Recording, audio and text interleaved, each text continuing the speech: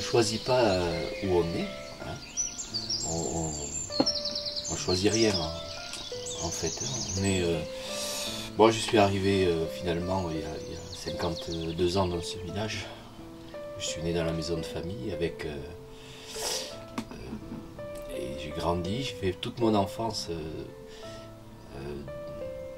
avec de la liberté et un monde féminin, beaucoup de choses très intéressantes avec de la douceur. À l'âge de 9 ans, je commence à dessiner, à prendre en considération ce que je fais. Et puis à 14 ans, je dis à mes parents, je veux faire l'école des beaux-arts. Donc là, c'est la surprise parce que c'est compliqué de dire qu'on va faire une école des beaux-arts. Et quand je rentre à l'école des beaux-arts, j'ai des frissons. Et je me dis, quelqu'un va m'apprendre à peindre. En fait, l'école des beaux-arts de Toulouse, on ne m'a pas appris à peindre, on m'a appris à poser la question de savoir si réellement j'étais un artiste ou pas. Est-ce qu'on garde cette idée que l'art reste quelque chose de complexe et qui parle de l'humanité, de la philosophie, de la poésie. Moi j'ai choisi un peu ce créneau. En règle générale, c'est même pas l'artiste qui décide si c'est un mouvement ou pas. Sauf que un jour je fais un travail sur l'idée de l'horreur, donc de la mort, et en peignant ce tableau, je me rends compte que sans toucher la toile, en fait, puisque je peins avec des résines, donc c'est des éléments liquides, sans toucher la toile, l'image de la mort apparaît. Et c'est après que c'est arrivé dans ma tête en me disant, c'est marrant parce qu'en fait cette image elle est arrivée sans que je la touche.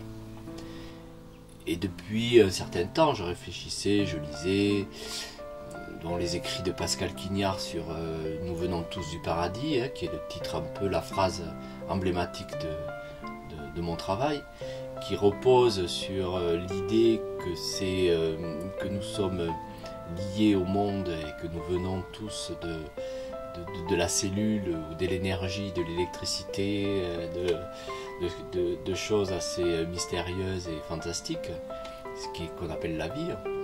Et que dans la phrase « Nous venons tous du paradis », il y a cette vie-là. C'est pas la mort, en fait.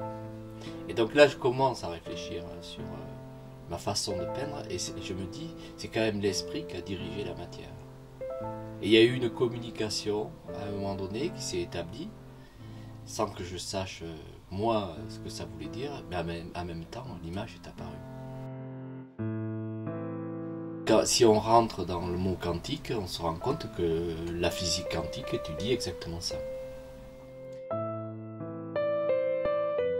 Ce qu'il y a dans l'invisible, en fait. Hein. Tout ça, les scientifiques commencent à y mettre des mots, le boson de Higgs, etc. Et donc, ces choses-là, un artiste peut le prendre, se l'accaparer et peut-être en faire quelque chose, quoi. Donc on est totalement dans un système de recherche. Et finalement, ce n'est pas l'œuvre en elle-même qui est intéressante, c'est toute la démarche. L'expressionnisme, c'est vraiment dessiner, mais avec les tripes, avec les émotions. Donc l'expressionnisme, c'est quelque chose qui commence à rentrer dans l'émotion et dans l'âme, en fait. On n'est pas dans la représentation réelle des choses. C'est ce qu'on suggère qui est la réalité. C'est-à-dire qu'on rentre totalement dans ce qu'est l'art, c'est-à-dire que tout est suggéré, et ce n'est qu'une histoire de communication. Je suis sur la lignée de Pollock, ces gens-là qui ont découvert des choses, donc c'est intéressant quand même. Pourquoi le mot quantique? Donc c'est pour effectivement avoir cette référence à la science, mais c'est surtout la référence au rapport entre l'infiniment grand et l'infiniment petit. Parce que finalement, le peintre, quand il travaille, il a toujours, soit dans sa tête, soit au bout de ses pinceaux, ce rapport de voyage entre le gros plan et le plan d'ensemble. Et le cinéma, c'est ça, les médias, le photographe, enfin, on est dans un langage d'image. Donc la mémoire qui est celle de tous les temps, celle qui est enfouie en nous, celle qui s'inscrit dans l'histoire de l'humanité. Ça, c'est très intéressant. Effectivement, le rapport avec la photographie, bon, moi, je suis peintre, effectivement. Oui, mais je suis aussi photographe. Et il m'a fallu énormément de temps pour considérer que la photographie pouvait rentrer dans ma démarche artistique.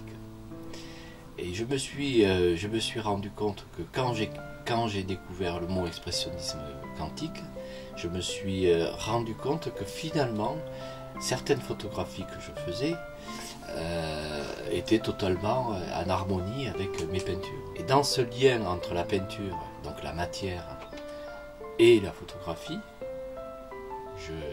je démontre que tout est lié.